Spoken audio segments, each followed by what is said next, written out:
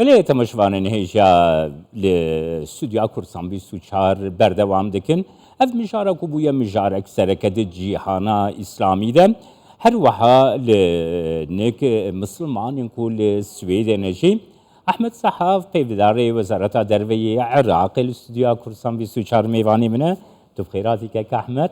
جهيد الخشيك وتل الاستوديو كورسان 24 ميواني مي دست به کدت خواستم اشتبه پرسم وزارت درویه سویدی لیبورینک بلاف کریه و اف لیبورینگ هشتیه دسته وجی هل بس تو بک وزارت درویه عراقی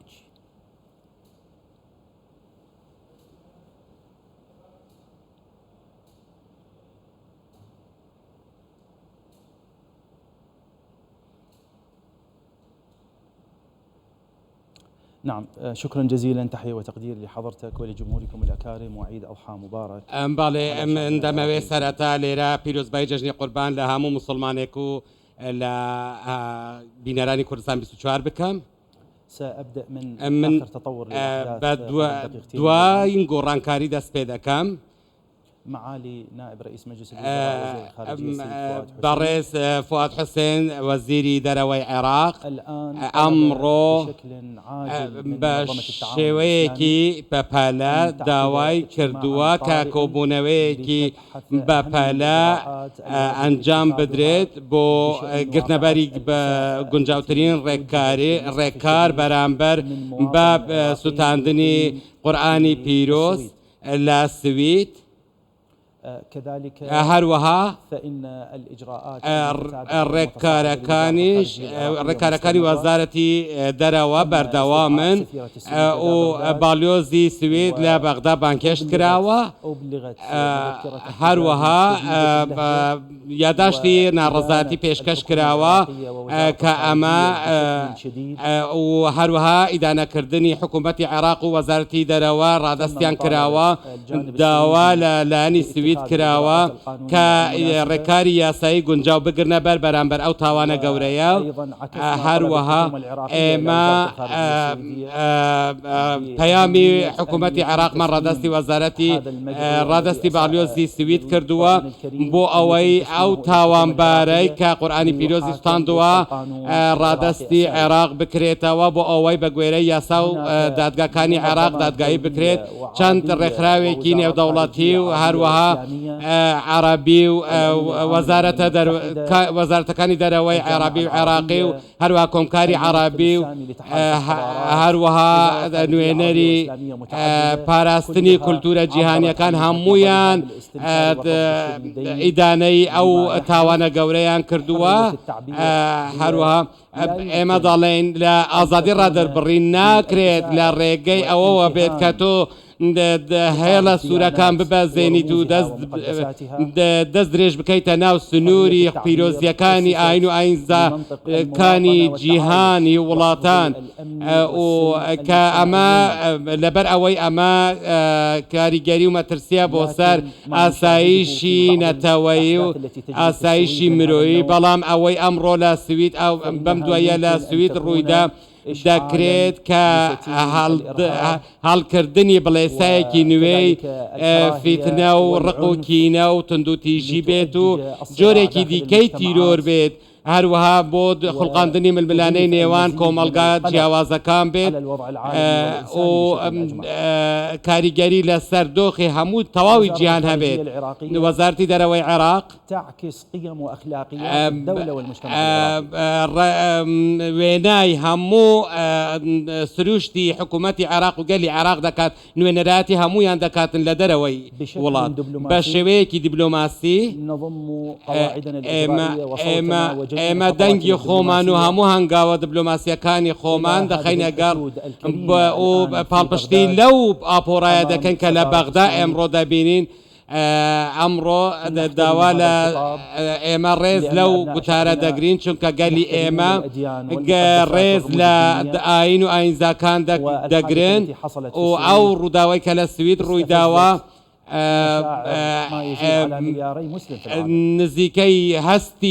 نزیکەی 2 ملیار مسلمانی لە جیهان بریندار کردووە بەڵام ئێمە لە هەمان کاتدا ندعو أبناء شعبنا داوا لە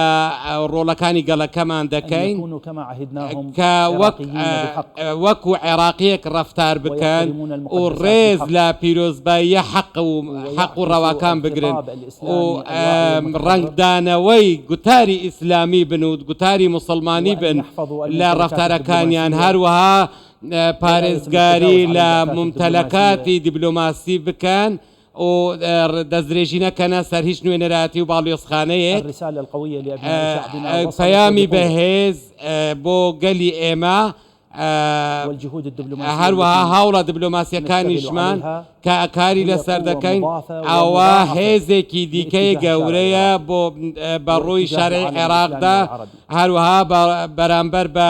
شەقامی عەرەبی و ئیسلامی بەگشتی ئێمە هیچمان ناوێت تەنانەت ئەومان دەوێت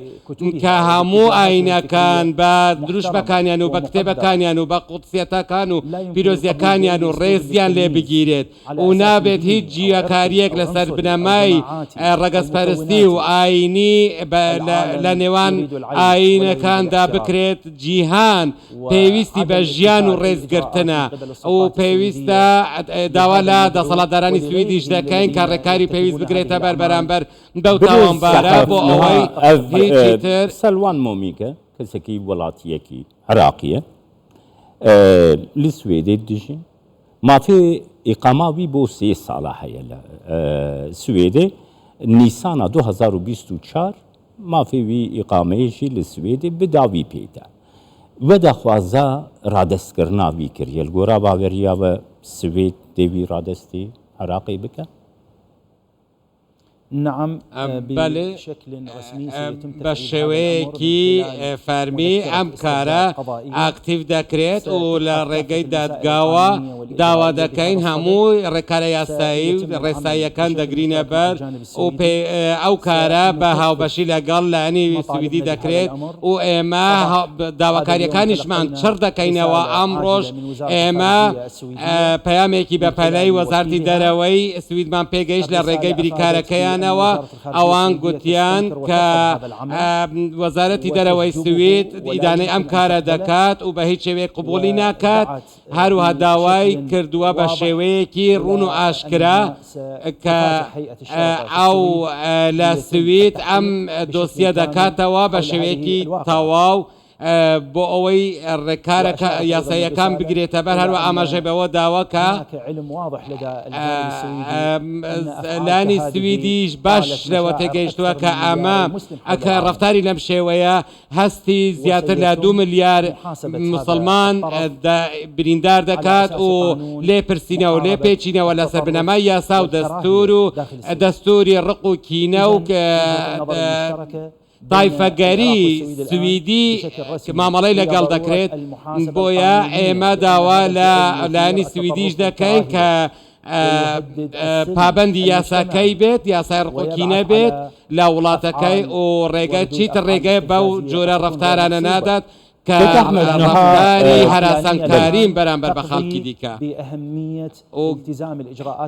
پێویستە ئەو تاوانبارە ڕادەستی حکوومەتی عێراق بکات و پابەندی ڕێکارە دادوەری و دادپەروەری و یاساییەکانی نێوان هەردوو وڵات بێت. ئەڤنا دکارێ بگهێوێ ڕادەیەک و عێراق بالیۆزی خۆشە ستۆکۆلمێ vekşîne yan jî bangî Bexdayê bike ya û bixwaze ku balyozxaneya Swêdê li Iraqê xebata xwe rawestîne.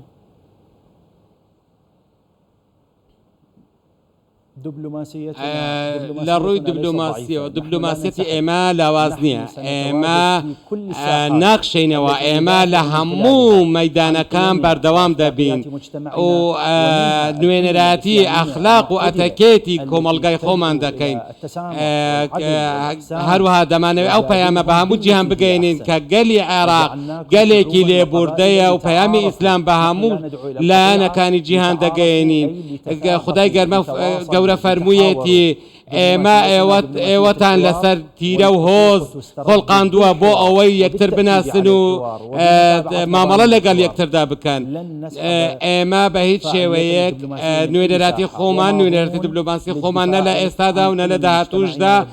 لە هیچ وڵاتێک ناکشینینەوە. ئەمەش بۆ داکۆکیکردنە لە گەلی عێراق و هەروەها لە ڕێگەی بنکە دیپلۆماسیەکانمان داکۆکی لە مافەکانی مومی کە دەبێژە دیوان ده ڕۆژەی پێشیامەدا ئەس دەکارم پێشیا بالیۆسخانەیە عێراقی لە ستۆکهۆلمێژی ئالا عێراقیژی بشەوتێنم و قورعانێژی دیسە مقابنی و قورعانە پیرۆژی بشەوتێنم کریارێکی وسا هەم باوەڕ دکن سوێ دێڕێ بدە. فيما أعتقد أن هذا الفعل من ئەوەی بەباوەڕی من ئەم کارە دەبێت تاوانێکی دیکەی گەورە هەروەها ڕنگدانەوەیەکی زۆر مەترسیداری دەبێت لە ناو سوید. هەروەک دەزانن لە سوید ژمارەیەکی زۆری دانیشتوانی ئەو وڵاتە موسڵمانن. ئەمەش جارێکی دیکە وا دەکات ئەگەر ئەم شتە دووبارە بووەوە ئەم ڕەفتارە ئەمە ئەوە نیشان دەدات کە ئەمە بەرنامە بۆ داڕێژراوە واتە وڵاتی سویدیش خاوەنی قسەی خۆی نییە. هەروەها ئەمە ڕەواجدانە بە هەراسانکردنی موسڵمانان و سوکاتی کردن بە ئاین و ئاینزاکان و زیادبوونی گوتاری ڕق و کینە و هەروەها ئاشتەوایی کۆمەڵایەتی نێوان هەردوو وڵات دەخاتە ژێر پرسیارەوە. بۆیە من لە باوەڕدانها لێ سوێدێ پۆلیسەی سوێدێژی دۆز لە هەمبەرێ سەلمان مۆمیکە ڤەکریە دوێ چەرچەوەیە کریارێکی نەفرەتێ هەمبەرێ مڵەتێکی و گرووبێکی ئینسانان لێ ئەو مۆمیکە دەبێژێ نا من لە هەمبەرەیە کەسی نەکریە ئەز ڕێزێژی مسلمانان دەگرم لێ ئەز لە هەمبەرەی ئیدۆلۆژیەکەی کو دە قورعانی دەیە لە هەمبەرێ وێ من کریە نرخاندە ناتە هذا الخطاب أو قتاركي يتسم بالسطحية قتاركي روكاريا أمرو وسائط التواصل الاجتماعي التي أمرو إما دبينين كالا توركو مالاتيا كان وداوي تشيلي وكابريا دكري داوا دكري لكن لا أحترم سزا بدريت أما ما نايوايا أو قتاري أو ما نايوايا كم رزلة تدقرم بلام رزلة كسوكاركتنا أقرم أما واتاتشي البدلة التي تلبسها أما معناها كمن الرز لو جلا كانت دقرم بلام رز لخوتنا أقرم في الخطاب الإنساني بيويستا لا قتاري مرويدا شكليا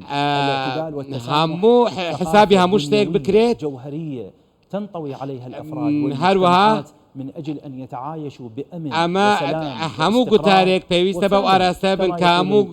كومالغاي مروفاتي لا أسايش السقام جيريدا بجد هالبتا تسمح في أن لا أحترم توجهك الديني وكتبك السماوية لا ولاتاني روجعوا أو بنماية هي كمن ريز لا هيج بنماية كي عيني ياخد عيني كي جواز ناقرم أجر ويا بوشي براوني باسنا كان الإعلامية والتلفازية هذا هو الاحترام أويا ريز قرتن كبشويكي روكشي وروكاري من ريز لتو داقرم بلان بكردا ووانيا وقت قتم ودوبارەشی دەکەمەوە وەزارەتی دەرەوە نوێنەراتی گەل و حکوومەتی عێراق دەکات بۆیە من دەڵێم لێرە ئێمە سوورین لەسەر هەنگاوەکانمان و گرتنەبەری ڕێکارەکانمان بۆ لێپرسینە و لێپێچینەوە لەگەڵ ئەم ڕووداوە و هەروەها ئێمە چەندین بەر لە کاتژمێرێکیش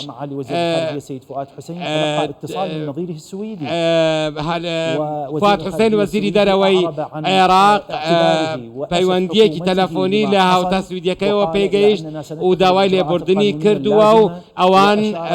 ئامادەی خۆیان نیشان داوە کە ئەوان هەموو ڕێکارێکی یاسایی دەگرنە بەر بۆ ئەوەی کە لێپێچینەوە و لێپرسینەوە لەو ڕووداوە بکرێت و خەڵکی خۆشمان دڵنیا دەکەینەوە کە ئەو مافە دەگەڕێنرێتەوە. فواد حوسێن جەنابی وەزیری دەرەوە لەو پەیوەندی تەلەفۆنیەدا جەختی کردوتەوە کە پێویستە ڕێککارەکان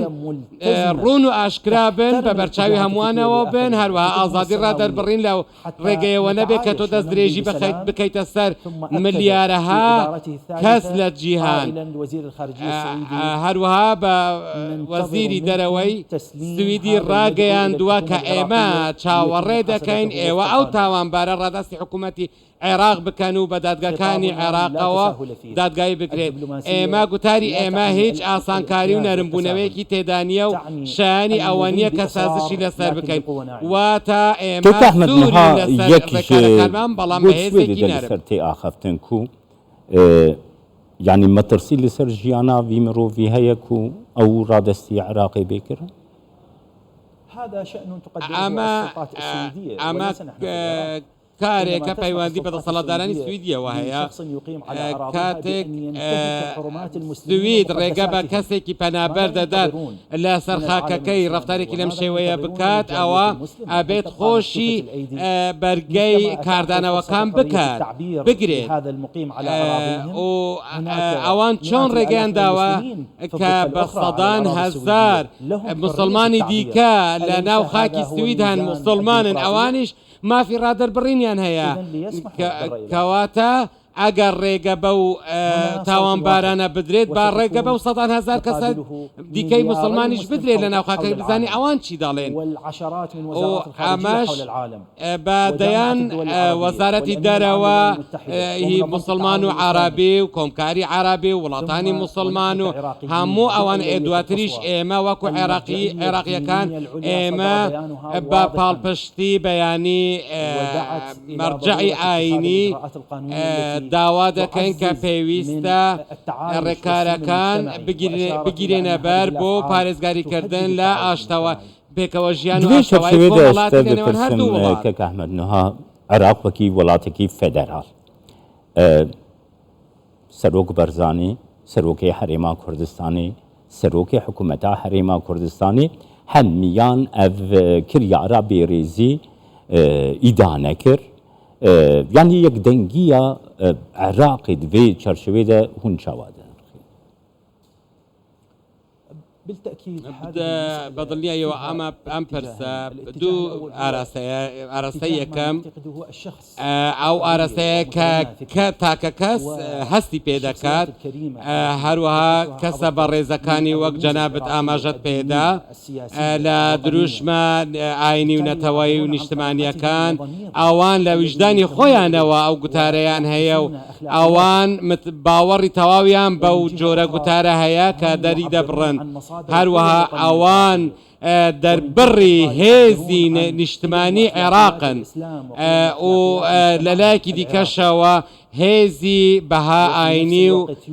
هاوڵاتیبوونی عێراقە، هێزی ئیسلامەتی بوونە. هەروەها لەلایەکی دیکەوە دەبینین دەیان کەسایەتی و سەرکردەی ئیسلام و عەرەبی ئیدانەی ئەو ڕەفتارەیان کردووە.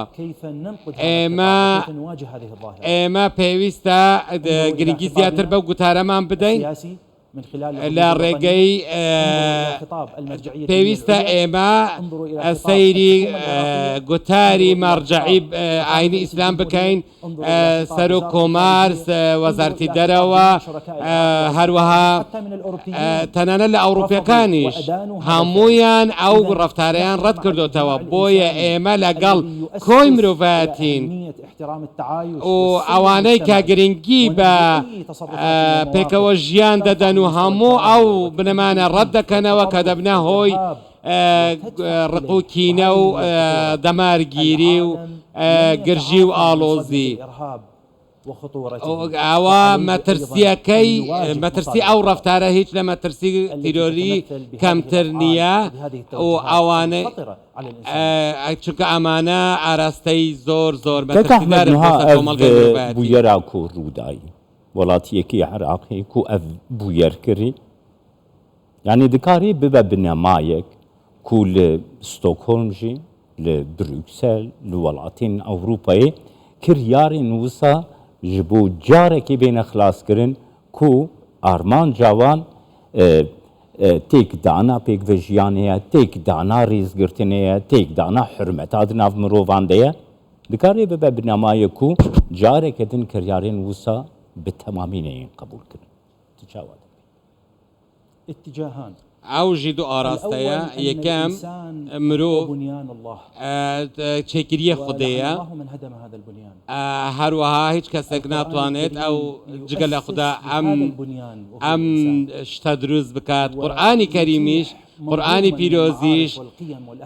بەهای ئەخلاقی و ئەتەکێتی ئەو دروستکراوەی دەستی خوددا ڕێک دەخات یاسا و ڕێسای بۆ دادەنێت الجانب الآخر لانی دیکە الجانب الآخر هو لانی دیکە ئەوەیە في هذه الواقعة لەو واقعەدا عێراق بووەتە چاقێک میحوارێک بۆ گوتار لە پارێزگاریکردن و داکۆکیکردن لە قورئانی پیرۆز گوتاری ئێمە لە ماوەی چەند